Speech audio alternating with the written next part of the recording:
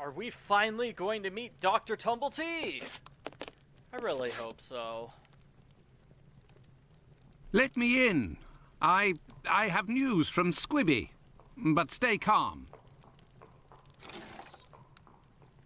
And who are you? Where's Squibby? He's out.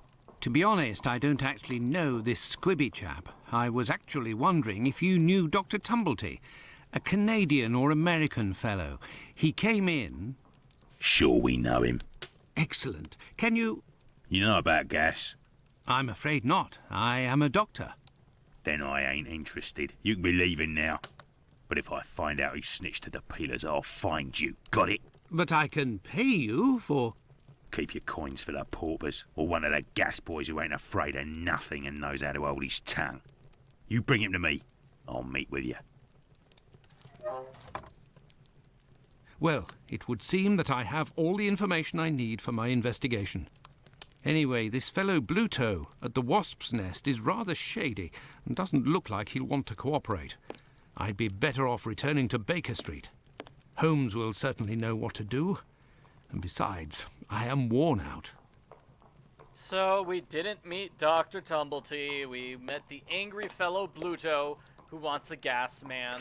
What will Sherlock Holmes do? I don't know. Maybe he'll call Popeye the Sailor Man, and then Popeye can Let's get go back into to a Baker fight Street. with Bluto. Home, sweet home. There we are, Holmes. I've told you in great detail everything that happened last night.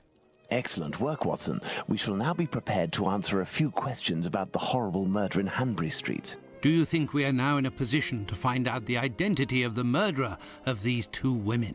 No, I don't think so. It's outside of our scope and not our responsibility. As much as you've done for Leather Apron and the affair with the pills, our mission is to help the police by ensuring that they don't get caught up following false leads and to point them in the right direction. Let us start from what we know with some certitude. As you have just said, it is almost certain that the same person killed the Bucks Row and Hanbury Street victims. The reasons to assume as much are numerous, and I shan't elaborate here. What do these two victims have in common? I have to say, I find it very frustrating that Sherlock Holmes says, no, we're not actually trying to solve the murder mystery. That's outside the scope of our investigation. We're just trying to make sure the police don't waste their time on dead ends, like Leather Apron. So, they both worked in the same profession. It's true, these two women were in the same profession, but... Indeed, Watson. These two women were both prostitutes. That is of vital importance, Watson. My memory from your examination of the scene is rather hazy. Didn't you say something about the killer's frame of mind? I was talking about the victim's possessions that were placed on the ground and the rings missing from Annie Chapman's fingers. This killer is a cunning predator, comes from a rather humble background and shows steely self-control in carrying out the murders. Something is puzzling me, Holmes. Richardson's testimony contradicts the time of death given by Dr. Phillips, which also matches my own, 4:30 a.m. And yes, we shall confirm that, Watson, and attempt to determine the precise time of death. In order to do that, we will need to place everyone involved on a timeline. Only after that will we be able to place the knife symbolizing our killer. Let's look at our timeline, Watson. Woohoo! Timeline puzzle! Finally we could do the timeline puzzle, which is in the corner. Come on, Holmes, walk to your timeline. It's a little hard to operate the controls in this game, I have to say. Just getting them to walk from one screen to another can be difficult, as you saw there. So we're here in the corner. Let's see, we need to estimate the time of death. So this puzzle, we need to find 3 pieces of evidence. That's what this puzzle is, actually. So, part 1, 3 pieces of evidence. Let's take a look. We've got this man's testimony. Then we've got this man's testimony. And then there was that conversation with that one guy. It's gonna take us a while to find it, isn't it? We talked to him quite a while ago.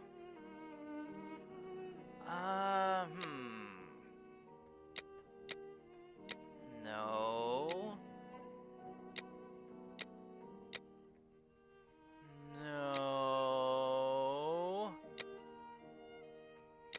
No, not the pub guy. That was Bluto. Wow, why? They need a better way of listing this. Here it is. Richardson's testimony. Found it, finally. So using those 3 pieces of evidence, they're all testimonies. They're all people talking about where they were at the time of the crime. So we're going to use all of them in order to solve this puzzle. Alrighty, so let's see. So that woman who passed by was Elong. Was that this woman? So she was saying she was walking down. She saw the victim. Approximately 5:30. So, I Now, pick for up the most picture of important her. part, the testimony of Miss Long. She claims to have seen a woman speaking to a man near 29 Hanbury Street sometime around, what time, Watson? 5:30. Let us assume, therefore, that Miss Long's testimony is, as is most certainly the case, true. She places her meeting with the victim at around 5:30, claiming to have heard a clock chime on the half hour at the moment when she enters the street. Excellent. And this was not in the testimony, but we know it anyway. Dr. Watson says the death was 4:30. Let's put the time of death as assessed by Dr. Phillips on the timeline. The assessment of the time of the murder given by Dr. Phillips and yourself, Watson, 4:30 a.m. For that matter, do we have information about when Watson arrived? Let's see. They were... It doesn't particularly say exactly what the time was.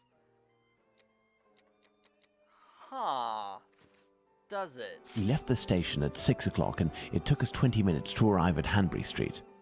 There we go. Okay, so Holmes tells us outright. They arrived at 6:30. Our arrival at the scene occurred at around 6:20. Given the distance separating the 2 locations, we can deduce that the corpse wasn't discovered after 6 o'clock and therefore that the murder must have been committed before. Sorry, 6:20, not 6:30. And now we've got the 2 pieces of evidence, because we already took care of the Long evidence. Let's take a look at Richardson's evidence, saying he arrived at his mother's and then left his mother's. But when Now, let's did put this the happen? Richardsons' arrival.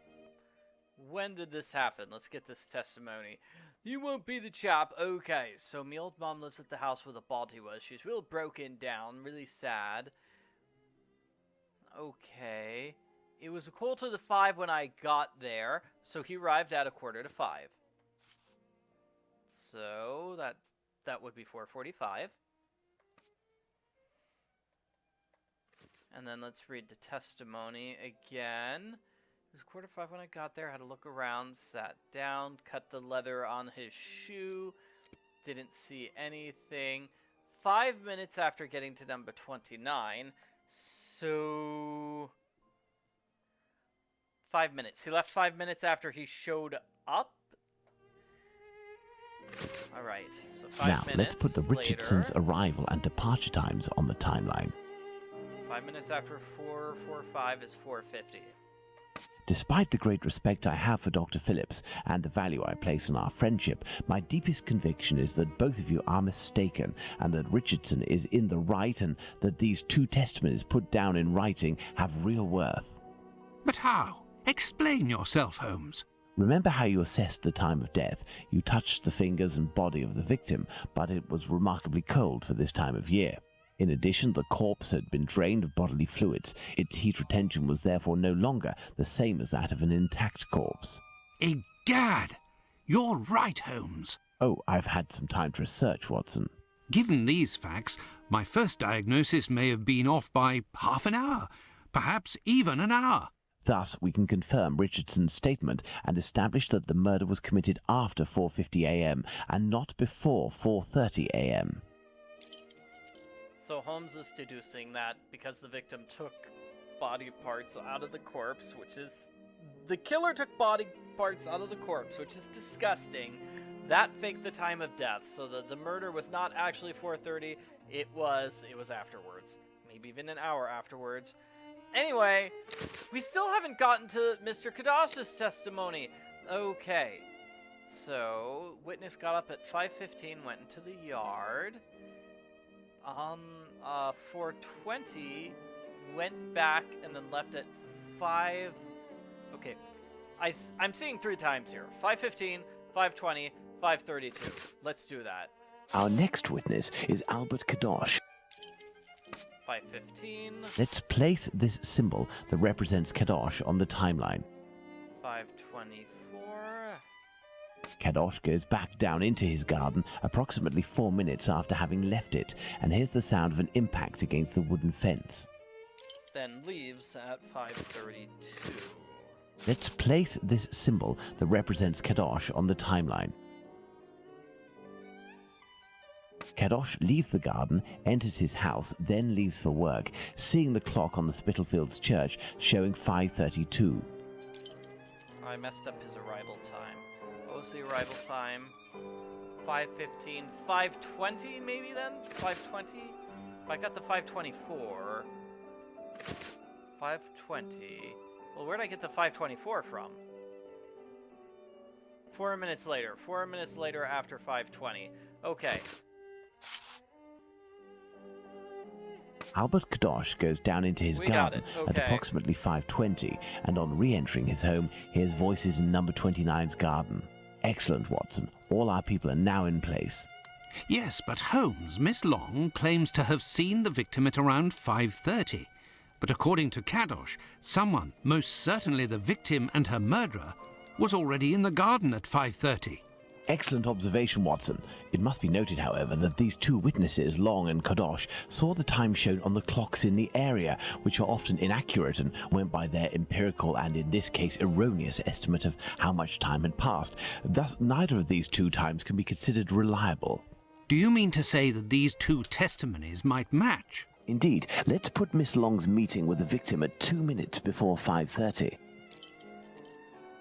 I love how we have this complicated puzzle to get all the times correct, and then we get a part 2 where Holmes is like, you know what? Tell you what, I think all of these testimonies are a load of garbage and the times are wrong. So we're Let's gonna add Miss pretend- Long's meeting with the victim at 2 minutes before 5:30 a.m. We're gonna pretend they were wrong. So, Miss Lang, she was here.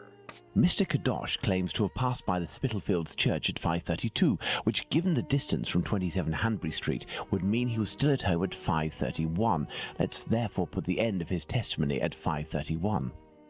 Okay, move him back 1 minute. Miss Long heard the man say to the victim, "Will you?" To which the victim responded, "Yes," which would suggest that an agreement was reached and that the transaction was imminent. They then proceeded to enter the garden, which puts the voices heard by Kadosh at 5:29. So right over here. So that's gonna be 5 minutes different. We had thought that Kadosh had left 27 Hanbury Street at 5:31 after having heard an impact against the fence. Thus, 2 minutes passed between the moment when Kadosh entered the house after having been in the garden the first time and the moment when he returns to go out again and leave for work. How long did he estimate this interval to be? 3 to 4 minutes. In light of all this, Watson, we can finally establish the time of Chapman's murder. Now, place the knife at the exact time.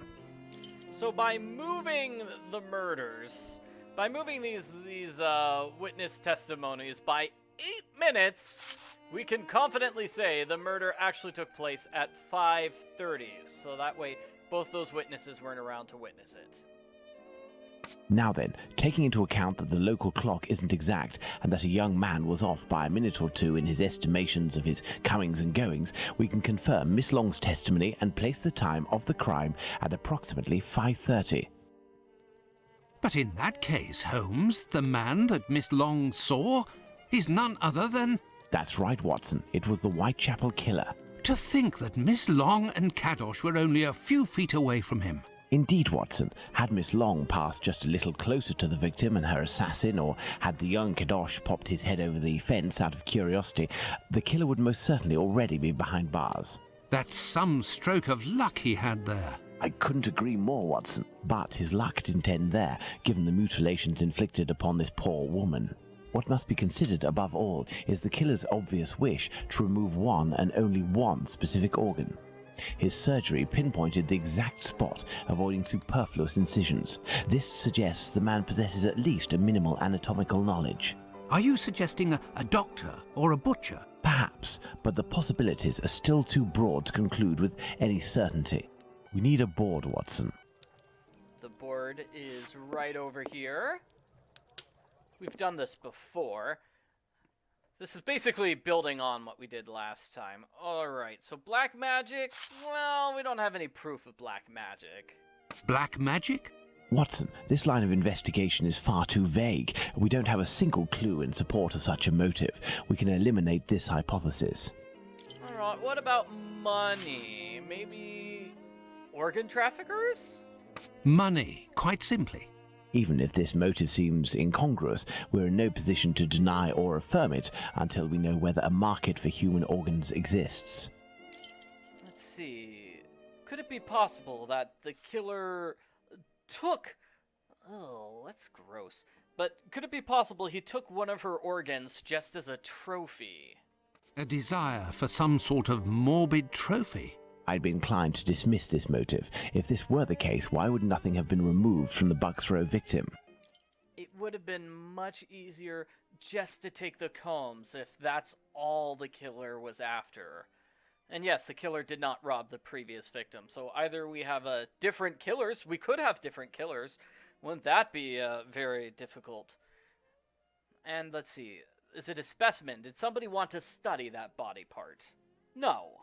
Perhaps it was intended as a study specimen. I have little faith in that theory. Hardly anything was taken from the Bucks Row victim. Yeah, again, we've got too many differences between the first victim, Polly, and then the second victim. So, it's starting to look like we've got two different killers. And finally, cannibalism. Holmes, what if it was cannibalism? Even if the idea is unbearable, we can't ignore it as a possibility. I guess we can't. So, which of these 5 motives can we examine? Money and cannibalism. Holmes said no to number 1, number 2, and number 4. Elementary. What emerges from these possible motives for having removed the uterus from the second victim is that they implied that the killer could have carried out the same thing on the Bucks Row victim, yet didn't. This brings us to a terrible conclusion. Our killer has evolved in the space of only a few days, and if that's the case, had he already struck before the first murder to which we attribute him? And if the killer strikes again, what atrocity awaits his next victim? We have to stop him, Holmes. We shall do our best. This recent business of jars filled with formalin and of the American doctor might be a lead. Watson, inquire among medical circles to ascertain if there is a black market for human organs. The chances are slim, but this must be pursued. Very well. What about you, Holmes? I will send word to Inspector Aberline regarding our recent conclusions. I should also like to become a gas man and pay a visit to Bluto at the Wasp's Nest. Understood, Holmes. I think one of my old university colleagues who works at the London hospital will be able to help me. I shall write him a note at once. He should be able to see me during the day. Afterwards, shall we meet here? Yes, Watson. See you later, and good luck. I must get to the London hospital, where my old university colleague works. Alright, so now we have another major part of the game. Holmes and Watson are going to split up. I do prefer Holmes's explanation that the killer has evolved. That's a lot better than my explanation, which is that we have multiple killers. To the London hospital, quick. And let's take a look here at the My hospital. colleague agreed to meet me here in one of the London hospital rooms reserved for students.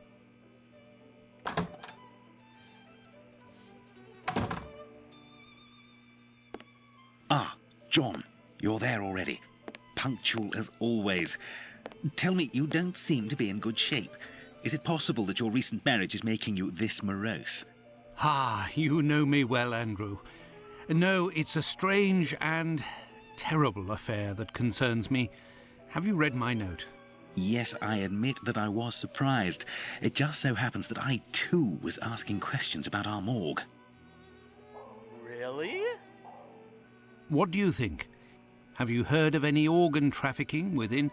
No, John. No doubt there exists some exchange between colleagues. Not quite legal, of course, but nothing that can qualify as trafficking.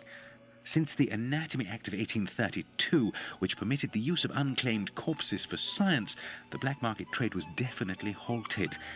There are sufficient subjects available for all practitioners and students. Of this I can confirm. Well, organ trafficking as a lucrative trade is out of the question. Then what is troubling you with the morgue? You are talking about trafficking organs, but I suspect there is trade in whole bodies. What? What do you mean to say? Whole bodies are disappearing? Well, it's confidential, but I know of your discretion and your friendship with the famous Sherlock Holmes. I can tell you that a few corpses have recently disappeared from the hospital morgue. Cadavers that were intended for dissection. That is to say, not claimed, poor, unknown people. If a single corpse had disappeared, it might have been a bad joke. There are many students who pass through here. It's even a meeting spot. For the majority, they are here to work. A few come here in secret to practice. It also happens that instruments or organs go missing. Nothing alarming, but so many corpses. It's very troubling. So what are we going to do about it? But the hospital doctors aren't doing anything? No. That is to say, they would prefer not to call the police at this point. An investigation would no doubt result in the suspension of authorizations for the use of unclaimed corpses. Do you think that you could intercede on our behalf with Sherlock Holmes to clear up this situation? Which corpses are missing? I don't know exactly, but I can make an exact list if you would like to wait here for a few minutes. Feel free to look around the room while you wait. It'll bring back memories. Thank you, Andrew.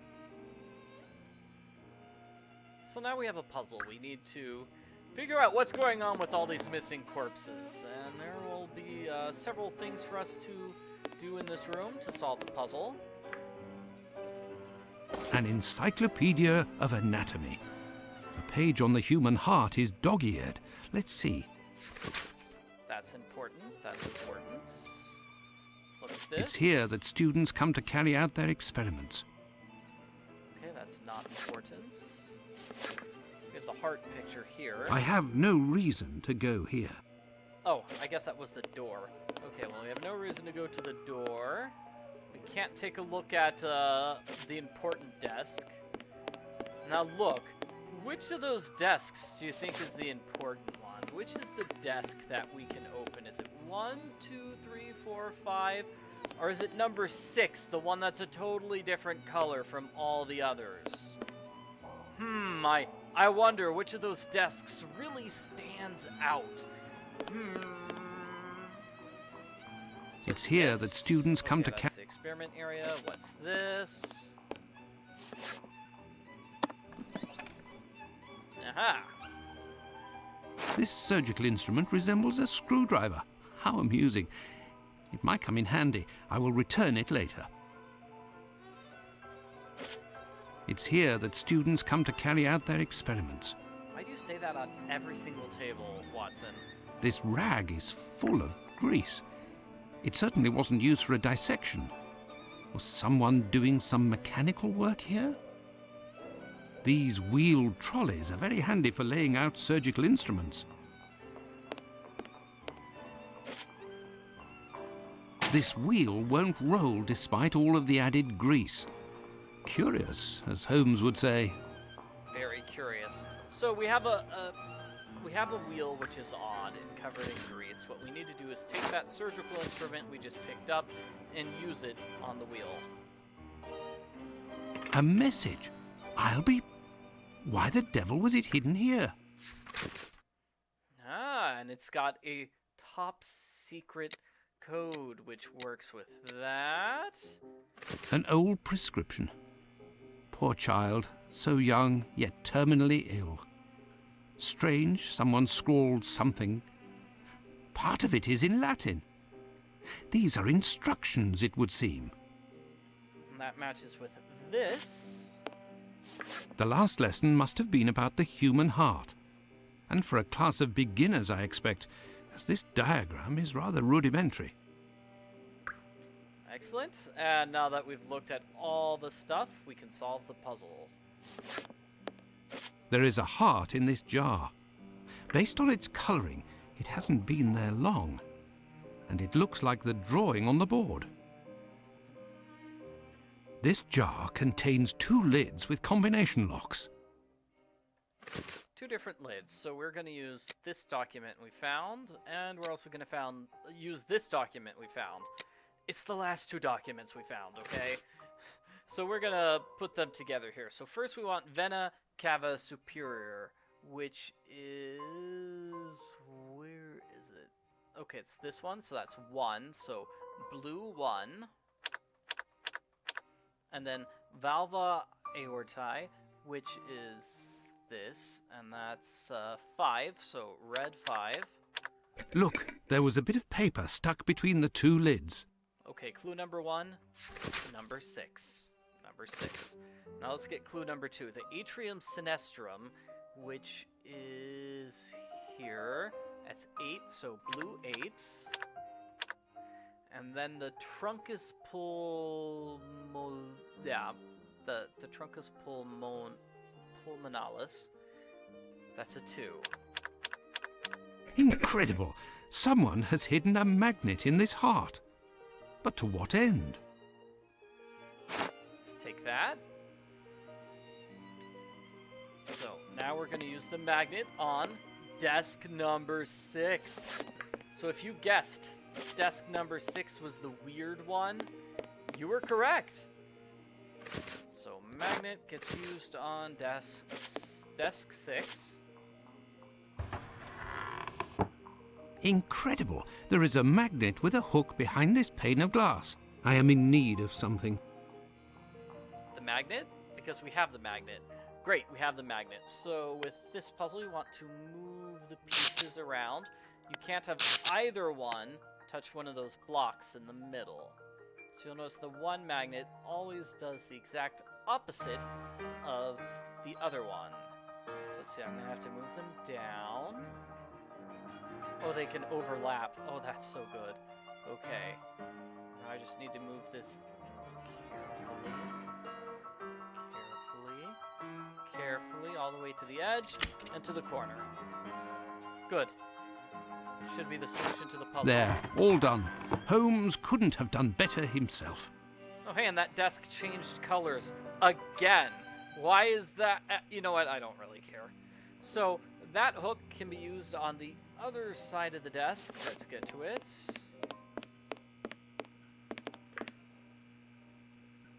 Right here, yes? A hole. I can make out something inside, but how to get it out? I will need a hook. Well, we just got the hook, so use the hook on the backside of this desk. I found it. And the very, very secret message that the culprits working inside the hospital have hidden is... A coded message. I do believe I will need Holmes. Oh, it's in code. Oh, we can't read Here it yet. is the It's list, in John. code. The missing corpses are those of a woman, 40 years old, beginning of August, another, 55 years old, 2 weeks ago, and recently, a young woman. These corpses had nothing in common except that they didn't have any apparent lesions. All of this is very troubling. Well, I think that I have all of the information possible, and I promise that I will do what I can to clear up this business. I must leave you, my friend, and... In the name of our friendship, Please, don't go so stare. Is it just me, or did his accent change there? in the name of our friendship, Please, don't go so stare. Please, don't go so stare. To be sure. Thanks again, Andrew. it is I who must thank you, John. Don't forget to keep me up to date and say hello to your charming wife for me. Count on me, Andrew.